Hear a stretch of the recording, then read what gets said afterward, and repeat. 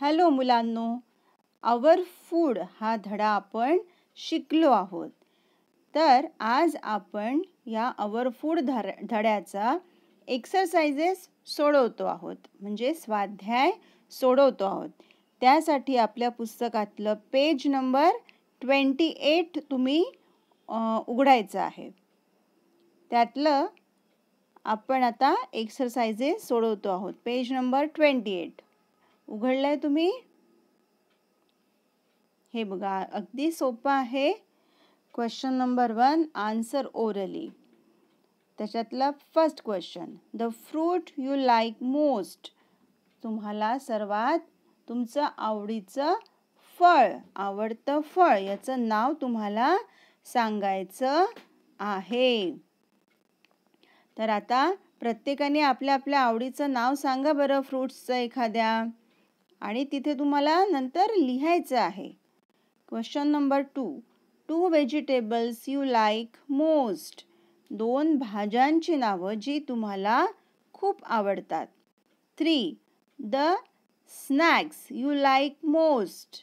Snacks म्हणजे तुम्हाला माहिती आहे की समोसा, इडली, वडा किंवा असे जे तुम्ही 4 वाजता खाता, जे स्नॅक्स तुम्हाला जे आवडतात ते सगळ्यात जास्त काय आवडतं त्याचं नाव तुम्हाला लिहायचं आहे. 4, the oil your mother uses for cooking. आता हा प्रश्न तुम्ही तुमच्या आईला विचारायचा आहे की आपल्या घरी आपण स्वयंपाक करण्यासाठी कोणतं तेल वापरतो, त्याला कुकिंग ऑइल म्हणतात. तर ते नाव तुम्ही विचारायचं आणि ते नाव लिहायचं. म्हणजे कोणाकोणाकडे शेंगदाणा तेल वापरतात, कोणाकडे सोयाबीन वापरतात, कोणाकडे सनफ्लावरचं तेल वापरतात, आजकाल कोणाकडे राईस ब्रान तेल वापरतात. तर ते त्यापैकी कुठलं नाव तुमच्याकडे आहे ते तुम्ही लिहायचं आहे. 5, the meal you enjoy most. तुमचा आवडीचा सगळ्यात जास्त आवडीचं जेवण किंवा एखादा पदार्थ तुम्हाला जे खूप आवडतं. ठीक आहे. आता ह्या सगळे इथे प्रश्न ओरली जरी म्हटलं असलं तरी देखील नेहमीप्रमाणे आपण आपल्या वहीमध्ये हे एक्सरसाइजेस सोडवणार आहोत. तर आतापर्यंत आपण या धड्याचे काही पॉईंट्स जे मी लिहून दाखवले होते ते लिहिले आहेत, आणि मागच्या वेळेला रिमेंबर पण तुम्ही नक्की लिहिलेलं आहे. तर रिमेंबर झालं लिहून की त्याच्या पुढच्या नवीन पानावर तुम्ही आधी डेट लिहायची आणि वर हेडिंग लिहायचं एक्सरसाइजेस क्वेश्चन नंबर 1 आन्सर असं लिहायचं, आणि मग हे सब क्वेश्चन्स लिहून काढायचे आणि तुम्हाला जे जे नावं विचारले ते तुम्ही लिहून काढायचे. आलं लक्षात? आता क्वेश्चन नंबर 2 बघा. Put a tick mark on the correct word. हा प्रश्न आता आपल्याला माहिती आहे, होऊन गेलेला आहे असा प्रश्न आपला, की जे आन्सर करेक्ट आहे त्याच्यावर असं टिक मार्क करायचं आहे. त्यातलं पहिलं वाक्य, फूड शुड बी च्यूड वेल का इटन फास्ट. अन्न हे कसं खाल्लं पाहिजे? च्यूड वेल म्हणजे चांगलं चावून चावून खाल्लं पाहिजे, की इटन फास्ट म्हणजे कसं तरी भरभर खाऊन घेतलं पाहिजे. मग आपल्याला माहिती आहे की नेहमी जेवताना प्रत्येक घास आपल्याला चावून चावून खाल्ला पाहिजे. म्हणजे च्यूड वेल हे आन्सर बरोबर आहे, म्हणून तिथे टिक करून दाखवलेलं आहे. तर असंच आपल्याला पुढचे 3 वाक्य सोडवायचे आहेत. Number 2, spinach is a leafy vegetable का रूट. आता स्पिनाच म्हणजे काय? पालक. बरोबर. पालक ही लीफी व्हेजिटेबल म्हणजे पालेभाजी आहे, की रूट म्हणजे जमिनीखाली येणारी भाजी आहे. तर तुम्हाला माहिती आहे की spinach is a leafy vegetable, म्हणून त्या लीफी व्हेजिटेबलवर तुम्ही टिक करा. आलं लक्षात? नंतर 3, वी गेट दाल्स फ्रॉम. डाळी आपल्याला कशापासून मिळतात? व्हेजिटेबल्स का पल्सेस. व्हेजिटेबल म्हणजे भाज्यांपासून मिळतात का पल्सेसपासून मिळतात? तर आपल्याला माहिती आहे की dal, we get dals from pulses. म्हणून पल्सेस या शब्दावर तुम्ही टिक करायचं आहे. Number 4, eat food with a peaceful का वरीड माइंड. पीसफुल म्हणजे शांतपणे जेवायचं आहे की वरीड माइंड म्हणजे काहीतरी काळजी घेऊन किंवा असं चिडचिड करून कसं तरी चांगल्या मनस्थितीत नाही अशा पद्धतीने तुम्ही जेवायचं आहे. तर निश्चितच तुम्ही पीसफुल माइंडनीच जेवलं पाहिजे. म्हणून पीसफुल या शब्दावर तुम्ही टिक मार्क करायचं आहे. म्हणजे आता करेक्ट सेंटेन्स काय झालं? Eat food with a peaceful mind. बरोबर आहे.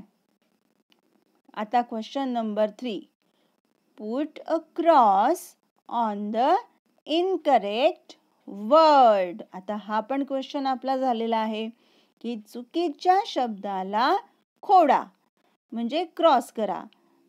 रॉंग वर्ड किंवा इनकरेक्ट वर्ड सारखंच आहे. ठीक आहे.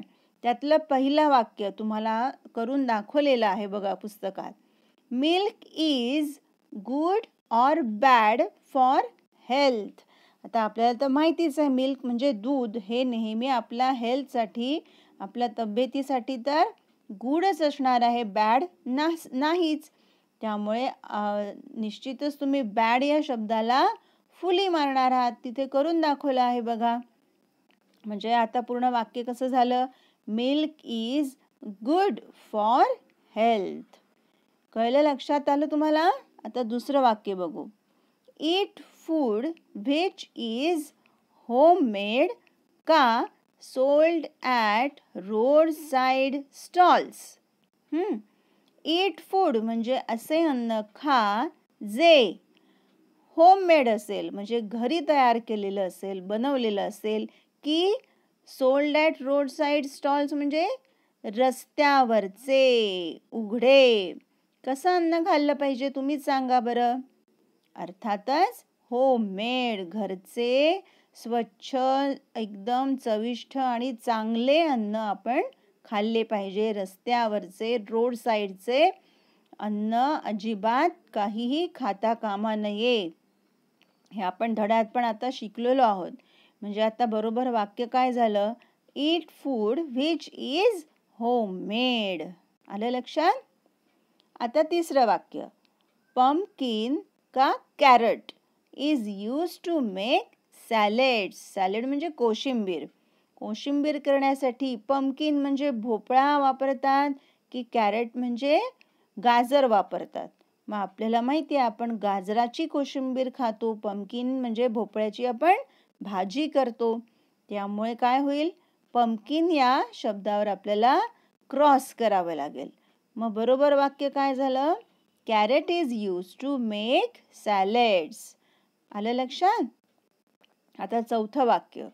A growing child should eat 2 का 4 meals a day.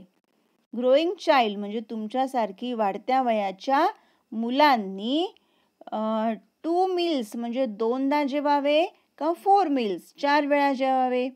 तर आपल्याला माहिती आहे की आपल्याला तुमच्या एवढ्या मुलांनी नेहमी 4 वेळा जेवलं पाहिजे. कधी कधी सांगा बरं, लक्षात आहे का तुमच्या?